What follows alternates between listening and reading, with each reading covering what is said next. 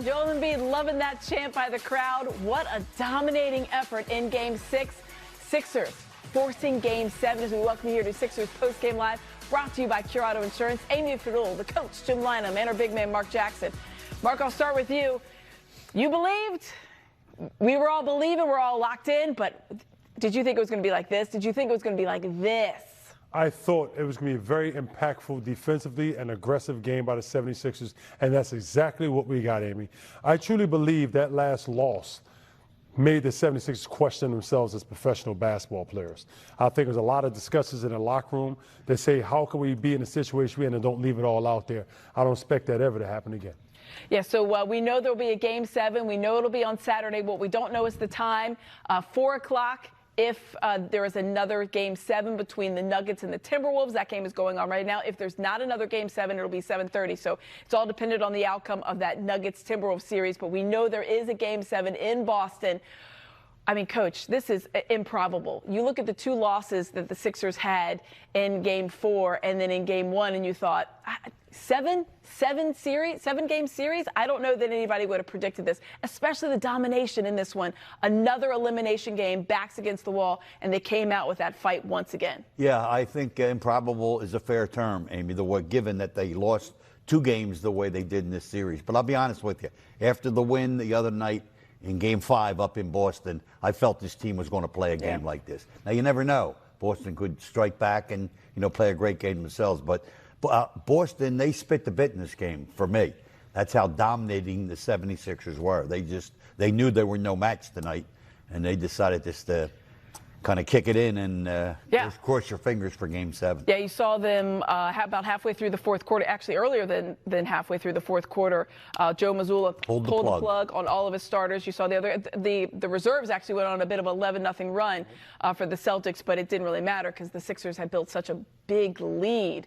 And then obviously they held the lead, and then they extended it a little bit too. But I was thinking maybe that was a case of a little gamesmanship, maybe not trying to show too much because he does have to have something in the tank for Game 7, a place where the Sixers, Mark, have proven that they can win twice now in this series. Exactly, and why not 3 times the charm? That's what they say. With that being said, Boston's a tough team with an incredible coach, but I think the 76ers has proven we don't care where we are. We can beat you on your turf or our turf, and not just that, we can beat you handily. I thought tonight the score does not show the true force of this game.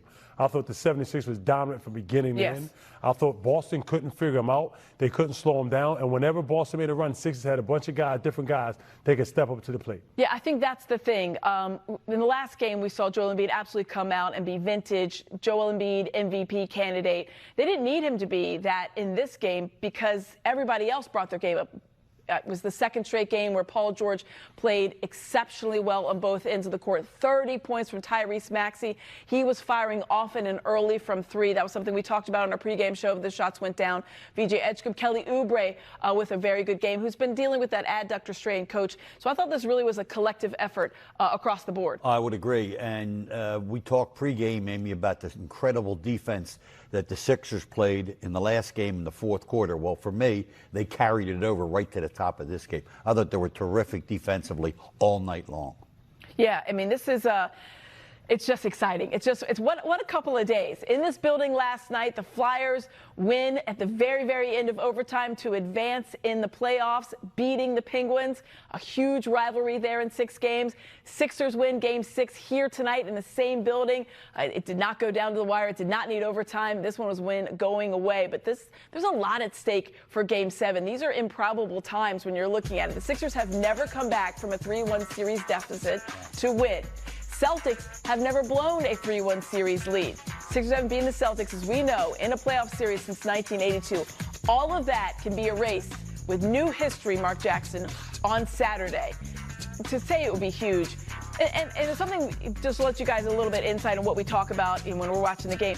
This is something that we talked about probably about the 3rd or 4th game after PG returned from his suspension. And Joel Embiid was back healthy, and we were on. The Sixers had won a couple of games, and we thought this is what they expected to see. This is what everybody thought you had when you saw the big 3. And as our producer Brian Brendan pointed out, this is what everybody thought they were going to get last year. But the bonus this year is you have VJ Edgecombe. Yes. You had a guy, because you had such a terrible season last year, you're able to get the 3rd overall pick, and a player at 20 years of age is playing like a seasoned vet in the playoffs. He's played more than double any games he's ever played in his entire life, and he's still showing out against the Celtics in a playoff series, Mark. Absolutely, and the best thing about him, you might not see what his production brings out in the box scores or points, but let me tell you something. His ability to defend, flying all over the place, and just playing like a free-spirited free bird out there. He's just doing his thing, and his handprints are all over the game on the offensive end as well as the defensive end. VJ Edgecombe, maybe his first year, but he's playing, like you said, a seasoned vet. Yeah. Man, he's doing all those little things that add up to be big things. Yeah, and I remember being on some of those shows where it was the post game and we're talking about it, and people would be like, oh, just slow your roll. It's 1 or 2 games. This is what they thought when they constructed this roster. This is what you have the inside-outside game. You have the 2-man game between Tyrese Maxey and Joel Embiid. You have the 3-point shooting for a number of players, and then you have the defense, that long, rangy defense of guys like Paul George and now VJ Edgecombe. And I think that's underestimated. Kelly Oubre in that as far as a wing defender. This one really was a collective effort. As we go inside the box score, we can show you what these numbers look like right now. 43, almost 44%. They made a ton of free throws, which was huge. The Celtics did not make their free throws. And this is the first game in the series, and I think it's just because there was like one random 3 at the very end there, Coach. It's the first game. They played 10 times this year. Obviously, 6 games in the series, 4 games in the regular season. It's the first time whoever didn't win the 3-point battle won the game. Right. Celtics got them by 1 in that regard. But you can see for the first time, I think probably ever, the Sixers out-rebounded the Celtics, and I think that's huge right there. Yeah, no, they were solid in every area, and as you said, you had a lot of people contribute. But I'm going to tell you, I think really, for me, the main factor in this game was Sixer defense. The Sixers really, they didn't shoot it. They had a tremendous class of mid-range jump shots over the course of the game that they shot a poor percentage on. And I would contrast that and say the 41.8% that you see on the Celtics, that top number, that reflects Sixer defense. The Boston class of shot, it wasn't good enough. It wasn't the kind of shots they were getting in those games that they won earlier. This is the kind of defense the Sixers have to take with them on Saturday to the Boston Garden. Yeah, to that end, defense wins championships, defense wins you series, defense wins you games, and it did tonight. They were able to shut down the Celtics to the tune. At 93, this is a little bit skewed because they did have that little mini run there with their reserves, but the Sixers dominated this one, and the defense is the subject of our game changer, brought to you by Fulton Bank, banking better together. NBA, Jaylen Brown, and Joel's taking the challenge to challenge him out there, and it was plays in Joel's favor. Let's go, big fella. I mean, every single shot was contested, and Coach, I'd imagine that was something from the jump. They knew that they had to shut them down. They had to make them really work for it. Rebounding was huge in this game. It was. You heard Tyrese Maxey when he spoke to that the other day. Like, he said it's so frustrating when you play good, and the Sixers have. They played good defense on the first half of a lot of possessions. But if you let the Celtics chase that long rebound down time after time, the fact that you played defense on the first part of the possession is blocks. Big block there, the number of blocks in this one. And defense is a collective effort. There's no doubt about it. Everybody has to participate, and you saw that. Everybody was flying after the ball. Everybody was going after the rebounds, and everybody was playing out on the perimeter, trying to force them off that line, and obviously then clog up the lane to make everything difficult. VJ Edgecombe, certainly one of the premier defenders right now in these playoffs. Here he is with John Clark. All right, we are here with VJ Edgecombe. Incredible effort here tonight from this team. Finally get a win here at home. What did it take, and what was the mentality coming into this? I'll be honest, just had to play hard. You know, I mean, Boston, like I said, Boston's a really great team. So we know we just have to play hard, and, you know, that's going to take care of everything else. So like I said, we just had to, like I say, intensity was high. You know, we got to play a lot of passion. Like I said, they're a great team, so we got to go out there and just play hard. One of the most impressive stats to me was in the first half. They only had 1 offensive rebound, and it stayed that way for a long time. How much of an effort did you guys give on the glass? Yeah, we know they're a great crashing team, a great crashing team.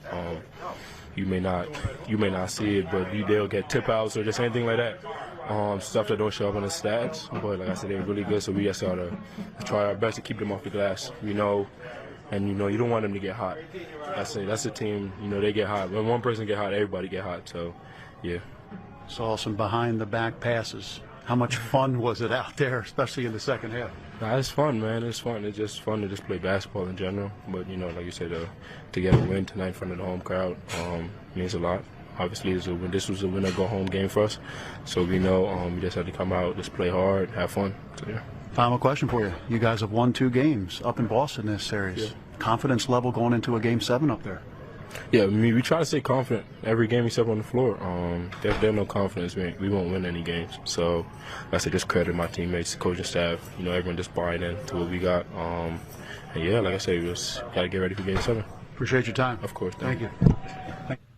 I love the rookie shaking John's hand at the end. The kid is so great, but you saw his stat line there. A couple of blocks, 8 rebounds, 14 points, and obviously not going to be shown in there. It does a little bit with the blocks and the steals. But the way that he's able to defend the wing players for the Celtics, that's their bread and butter, Coach. Jaylen Brown and Jason Tatum are how everything is run on their offense. And to have guys that are so good and so impactful on defense, like Kelly Oubre, like VJ Edgecombe, like Paul George, it's relentless because it's not just 1 or 2 of those guys, it's all of them. No, you just named 3 really. Number 1, you said long. They're athletic, and they can all 3 of them defend. And that's what you need to go against the likes of Tatum and Brown. And thus far in these last 2 games, they've not really been themselves. Let's say it like what we're watching and what the numbers say. And they're going to have to repeat that one more time. It's all or nothing. It's do or die. It's Game 7. And I'm so excited that we are here. This is where we should be. This is where it should have been all along. Let's check in now with